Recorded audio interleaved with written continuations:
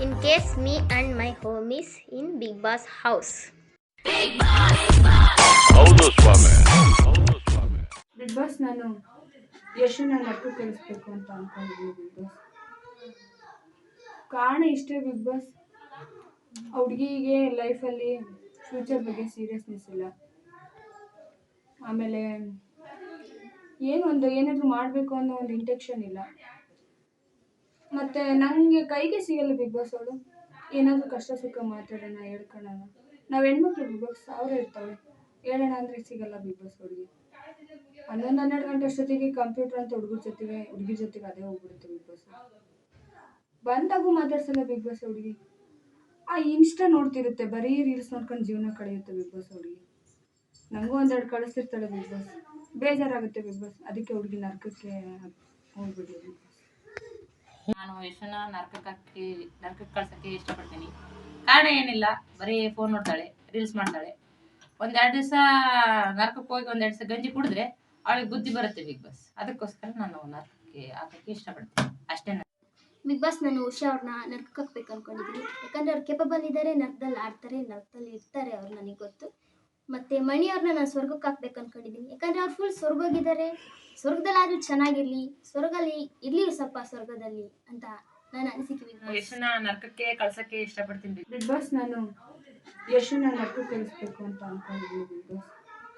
ನನ್ನವರೇ ನನಗೆ ಕೊನೆಗೆ ಮುಳ್ಳಾದರೆ ನನಗೆ ಕನಸುಗಳು ಕರಗಿದವು, ಆಸೆಗಳು ಸೊರಗಿದವು. ಬಿಗ್ ಬಾಸ್ ನಾನು ಒಂದು ಡಿಸೈಡಿಗೆ ಬಂದಿದ್ದೀನಿ, ನಾನು ನರ್ಕಕ್ಕೆ ಹೋಗಲ್ಲ ಬಿಗ್ ಬಾಸ್. ಅವರಿಬ್ಬರು ಮಾತ್ರ ಸ್ವರ್ಗಕ್ಕೆ ಹೋಗ್ಬೇಕು, ನಾನು ನರ್ಕಕ್ಕೆ ಹೋಗ್ಬೇಕು ಬಿಗ್ ಬಾಸ್. ನೋ ಚಾನ್ಸ್, ನಾನು ಹೋಗೋದಿಲ್ಲ ಬಿಗ್ ಬಾಸ್. ನಾನು ಹೋಗೋದಿಲ್ಲ ಅಂದರೆ ಹೋಗೋದಿಲ್ಲ. ನಾನು ಪಕ್ಕಾ ಆ್ಯಕ್ಚುಲ್ ಲೋಕಲ್ನ ನನ್ನ ಟ್ರೀಟ್ ಮಾಡಬೇಡಿ ಅಷ್ಟೇ ಬಿಗ್ ಬಾಸ್. ನಾನು ಎದುರಾಕೊಂಡು ಇಬ್ಬರು ಆಟ ಆಡ್ಬಿಡ್ತಾರೆ ಬಿಗ್ ಬಾಸ್ ಆಟನ. ನನ್ನ ಬಿಗ್ ಬಾಸ್ ಗೊತ್ತಾಯ್ತು ಬಿಗ್ ಬಾಸ್, ಒಳ್ಳೆಯ ತನಕ್ಕೆ ಕಾಲ ಇಲ್ಲ ಅಂತ. ಇವರಿಬ್ರು ನನ್ನ ನರ್ಕಕ್ಕೆ ಹಾಕಿದ್ದಾರೆ ಅಂತ ನನಗೆ ಗೊತ್ತಿದ್ರೆ ಮೊದಲೇ ಇವ್ರನ್ನಿಬ್ರು ನನ್ನ ನರ್ಕಕ್ಕೆ ಹಾಕ್ತಿದ್ದೆ ನಾನು. ಇರ್ಲಿ ಬಿಗ್ ಬಾಸ್, ಏನೇನೋ ನೋಡಿದೀವಿ ಅಂದರೆ ಈ ನರ್ಕ ನೋಡೋಕ್ಕಾಗಲ್ಲ ನಮ್ಮ ಕೈಲಿ. ನೋಡ್ತೀನಿ ಬಿಗ್ ಬಾಸ್. ಇರ್ಲಿ big boss. Thank you big boss. ನಿಮ್ಮ ಪ್ರೋತ್ಸಾಹ, ಬೆಂಬಲ, ಪ್ರೀತಿ ನಾನು ಯಾವತ್ತೂ ಮರೆಯಲ್ಲ ಬಿಗ್ ಬಾಸ್. ಇದೇ ರೀತಿ ಇರ್ಲಿ ಬಿಗ್ ಬಾಸ್. ಅಷ್ಟೇ ಬಿಗ್ ಬಾಸ್, ನಾನು ಹೋಗಲ್ಲ. ನಾನು ಇವಾಗ ಡೋರ್ನ ಉಡಾಯಿಸ್ಬಿಟ್ಟು ಹೋಗ್ಬಿಡ್ತೀನಿ ಬಿಗ್ ಬಾಸ್ ನಾನು. ಅದು ಅವ್ರ ಚಾಯ್ಸು ಬಿಗ್ ಬಾಸ್. ಯಾರು ಬೇಕಾದ್ರೂ ಸ್ವರ್ಗಕ್ಕೆ ಹಾಕ್ಬೋದು, ಯಾರು ಬೇಕಾದ್ರೂ ನರ್ಕಕ್ಕೆ ಹಾಕ್ಬೋದು. ಅವ್ರು ಹಾಕಿದ್ದಾರೆ ಅಂದ ತಕ್ಷಣ ನಾವು ಅವ್ರನ್ನ ಸ್ವರ್ಗಕ್ಕೆ ಹಾಕೋಕ್ಕಾಗುತ್ತೆ ಬಿಗ್ ಬಾಸ್? ಏನು ಬಿಗ್ ಬಾಸ್, ಅವ್ರು ಹಂಗೆ ಆಡ್ತಾರೆ, ಲೋಕಲ್ಲಾಗಿ ಡೋರ್ ಉಡಾಯಿಸ್ತಾರಂತೆ. ಅವ್ರ ಅಪ್ಪಂದ ಡೋರು. ಇದು ಎಲ್ಲರಿಗೂ ಒಂದೇ ತಾನೇ ಡಿಸಿಷನ್ ಇದೆ. ಅವ್ರ ಡಿಸಿಷನಿಗೆ ನಾವು ರೆಸ್ಪೆಕ್ಟ್ ಮಾಡ್ತೀವಿ, ನಮ್ಮ ಡಿಸಿಷನ್ಗೂ ಹಂಗೆ ರೆಸ್ಪೆಕ್ಟ್ ಮಾಡಬೇಕು ತಾನೇ ಅವರು. ಇಲ್ಲ ಬಿಗ್ ಬಾಸ್, ಎಲ್ಲರೂ ಒಂದೇ ಥರ ನೋಡಬೇಕು ಬಿಗ್ ಬಾಸ್. ಮೊದಲು ಒಂದು ಮೈಕ್ ಕೊಡಿಸಿ ಬಿಗ್ ಬಾಸ್. ನನಗೆ ಮಾತಾಡೋಕ್ಕಾಗ್ತಿಲ್ಲ ಬಿಗ್ ಬಾಸ್, ನನ್ನ ವಯಸ್ಸೇ ನನಗೆ ಕೇಳೋಕ್ಕಾಗ್ತಿಲ್ಲ. ಅವ್ರ ವಿಚಾರಕ್ಕೆ ಬಂದ ನೋಡಿ ಬಿಗ್ ಬಾಸ್. ನಮ್ಮ ಮನಸ್ಸಿಗೆ ಏನನ್ಸುತ್ತೆ ನಾವು ಅದನ್ನ ಹೇಳ್ತೀವಿ ಬಿಗ್ ಬಾಸ್. ಇಲ್ಲಿ ನಾವು ನಮಗೋಸ್ಕರ ಆಟ ಆಡಕ್ಕೆ ಬಂದಿದ್ದೀವಿ, ಬೇರೆಗೋಸ್ಕರ ಅಲ್ಲ. ಹೇಳ್ಬಿಡಿ ಬಿಗ್ ಬಾಸ್ ಹಂಗಂತ. ಇಲ್ಲ ಬಿಗ್ ಬಾಸ್, ನಾನು ಈ ಅನ್ಯಾಯನೆಲ್ಲ ನೋಡ್ಕೊಂಡು ಈ ಮನೆಗೆ ಇರಕ್ಕಾಗಲ್ಲ ಬಿಗ್ ಬಾಸ್. ಅವ್ರೊಂದು ಮಾತಾಡ್ತಾರೆ, ಇವ್ರೊಂದು ಮಾತಾಡ್ತಾರೆ. ಯಾರ್ ಮಾತಂತ ಕೇಳಿ ಬಿಗ್ ಬಾಸ್. ಇದಕ್ಕೊಂದು ಸರಿಯಾದ ನ್ಯಾಯ ದೊರಕಬೇಕು, ಇಲ್ಲಾಂದ್ರೆ ನಾನು ಈ ಮನೆಗೆ ಇರಲ್ಲ ಬಿಗ್ ಬಾಸ್. ಆಯ್ತು ಬಿಗ್ ಬಾಸ್, ಅವ್ರ ಡಿಸಿಷನ್ ನಡೀಲಿ. ಯಾಕೆ ಜನರೇ, ನಿಮಗೆ ನನ್ನ ಮೇಲೆ ಒಂಚೂರು ಕರುಣೆನೇ ಇಲ್ವಾ?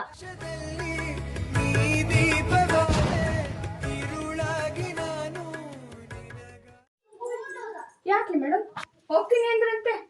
ನಮ್ಮ ಡಿಸಿಷನ್ ಎಲ್ಲ ನಮಗೆ ಸ್ವಂತದ ಡಿಸಿಷನ್ ತಗೊಳ್ಳೋ ಇದಿಲ್ವಾ ಮೇಡಮ್?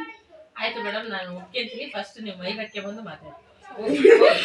ಇರ್ಲಿ ಬನ್ನಿ ಮೇಡಮ್, ಮೈಕ್ ಇರ್ಲಿಲ್ಲ ಒಂದು ಸಾಂಗ್ ಹೇಳೋಣ ಬನ್ನಿ. ನಾನು ಯಾವ ಸಾಂಗ್ ಹೇಳೋಣ ಮೇಡಮ್? ಯಾವ್ದು ಹೇಳೋಣ? ಶಿವಣ್ಣ ಅವ್ರದ್ದೆಲ್ಲ. ಫ್ಯಾನ ನೀವು?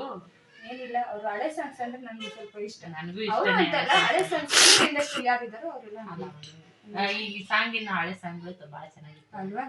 ಮತ್ತೆ ಹಂಗೆ ಜೊತೆಯಾಗಿ ಹಿತವಾಗಿ ಸೇರಿ ನಡೆವ, ಸೇರಿ ನುಡಿವ, ನನ್ನ ಬದುಕಲ್ಲಿ ನೀ ಎಂದು ಬೆಳಕಾಗಿರು, ನನ್ನ ಉಸಿರಲ್ಲಿ ನೀ ಎಂದು ಉಸಿರಾಗಿರು, ನಿನ್ನ ಬಿಡಲಾರೆ ನಾನೆಂದಿಗೂ.